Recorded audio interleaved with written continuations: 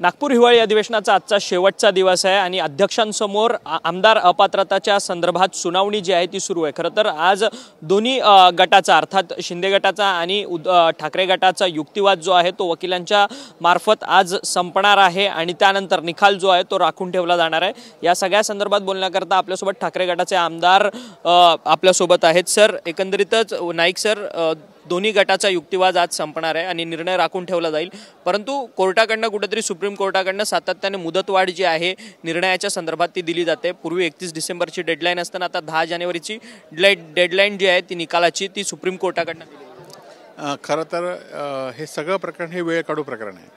खरं तर स्पष्टपणे दिसतंय की हे आमदार अपात्र झाले पाहिजेत। या आमदारांनी पक्षाचा व्हीप डावललेला आहे, या आमदारांनी पक्षाची ध्येयधोरणं डावलेली आहेत आणि त्यामुळे हे आमदार अपात्र होणं हे कायद्याची गरज आहे। परंतु असं असताना वेळ काढू धोरण अध्यक्षांनी अवलंबलेलं आहे आणि त्यामुळे आज 31 डिसेंबर खरं तर निर्णय देणं अपेक्षित होतं, परंतु आता 10 जानेवारीपर्यंत निर्णय मिळेल अशी आम्हाला अपेक्षा आहे। खरं तर आज संपूर्ण हिवाळी अधिवेशनाचा शेवटचा दिवस आहे। पहिल्या दिवशी ज्यावेळेस अधिवेशन सुरू झालं त्यावेळेस विरोधकांची ताकद जी आहे ती मोठ्या प्रमाणात होती आणि याच पायऱ्यांवरती आंदोलन करण्याकरता विरोधकांची संख्या देखील मोठ्या प्रमाणात होती, परंतु आज शेवटच्या दिवशी मात्र तेवढी ताकद जी आहे ती विरोधी पक्षांची नाही। आमदार कुठेतरी संपूर्ण विरोधी पक्षातले आंदोलनात कुठेतरी कमी सहभागी आहेत। नाही, खरं तर विरोधी पक्षाने काल मराठा आरक्षणाच्या नंतर ज्याप्रमाणे मुख्यमंत्र्यांनी भूमिका घेतली त्यामुळे विरोधकांचा या अधिवेशनावर पूर्णपणे भ्रम निराश झालेला आहे। आज खरं तर 3 दिवस मराठा आरक्षणावर चर्चा झाली आणि कुठलाही निर्णय मुख्यमंत्र्यांनी जाहीर केला नाही आणि त्यामुळे आपण बोलायचं कुठे आणि आपला आवाज दबला जातो अशी भावना या आमदारांमध्ये झाली आणि त्यामुळे विरोधक म्हणून असलेले आमदार आज भ्रमनिराश करून या ठिकाणी गेलेले आहेत।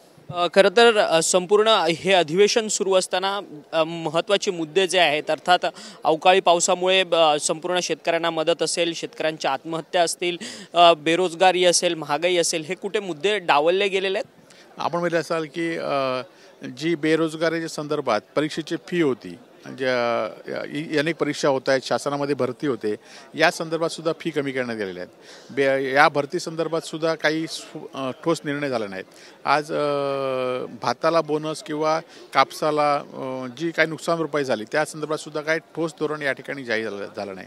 मराठा आरक्षणासोबत तसंच झालं आहे आणि त्यामुळे आज विरोधकांच्या मतदारसंघामध्ये विकास कामासाठी एकही रुपया निधी दिला नाही आणि त्यामुळे हे सरकार ज्याप्रमाणे केंद्रात बळाचा वापर करून सरकार चालवत आहे तसंच या राज्यामध्ये सुद्धा बळाचा वापर करून आपली मनमानी करण्याचं काम या ठिकाणी करतायत, परंतु जनता यांना येणाऱ्या निवडणुकीमध्ये त्यांना आपली जागा दाखवून देईल। खरं तर काल संपूर्ण रेशीमबागेमध्ये हेडगेवारांच्या संपूर्ण स्मृतीस्थळाला अभिवादन करण्याकरता भाजप आणि शिवसेना या दोन्ही गटाचे आमदार गेलेले होते, परंतु आता थोड्या वेळापूर्वी मुख्यमंत्री जे आहेत ते हेडगेवारांच्या स्मृतीला अभिवादन करण्याकरता गेलेले आहेत आणि दुसरीकडे प्रवीण दरेकर म्हणतात की मुख्यमंत्री एकनाथ शिंदे जे आहेत ते संघाचे फॉलोअर्स आहेत आणि दुसरीकडे भरत गोगावले म्हणतात की मुख्यमंत्री हे हिंदुत्वाचे फॉलोअर्स आहेत, ते संघाचे फॉलोअर्स। कुठेतरी दोघांच्या वक्तव्यामध्ये तफावत आपल्याला माहिती असेल की खरं तर मुख्यमंत्री असून देत किंवा भरत शेठ असून देत, हे गेले अनेक वर्ष लोकप्रतिनिधी आहेत, अनेक अधिवेशनं त्यांनी या ठिकाणी आलेत, परंतु आजच का त्यांना रेशीमबागेत जाण्याची आठवण आली, आजच का संघाचे स्वीकार आलेत। आता वयाच्या कितव्या वर्षात त्यांना संघाचे विचार आत्मसात करतील आणि त्यामुळे ही मंडळी स्वतःच्या स्वार्थासाठी स्वतःची पद टिकवण्यासाठी हे धोरण या ठिकाणी अवलंबतात। उद्या सत्ता गेल्यानंतर दुसरी कुठलं धोरण ठेवण्याचे पाठीपुढे बघणार नाही। आगामी काळात हे सर्व नेते जर संघात जायला लागले तर मग भाजपमध्ये जायला कमी नाही। त्यांची आता भूमिका भाजपचीच भूमिका ती त्यांची भूमिका आहे, त्यांची स्वतःची आता आयडिओलॉजी काही नाही आहे। आज आपण बघितलं असेल की काही खासदारांनी मागणी केली आम्ही भाजपच्या चिन्हावर लढवणार आहोत।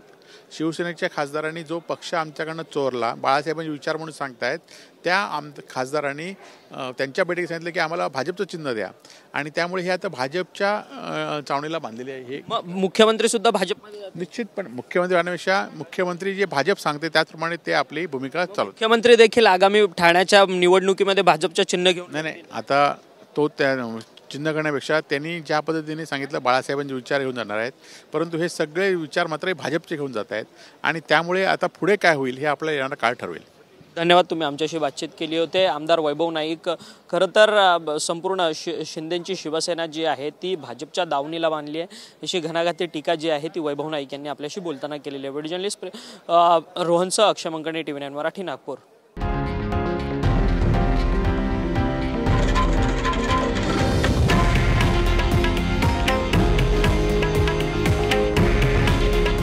हे आहे देशातील नंबर 1 न्यूज नेटवर्क आणि आपण पाहत आहात TV9 मराठी. काळजी तुमची, हित महाराष्ट्राचं.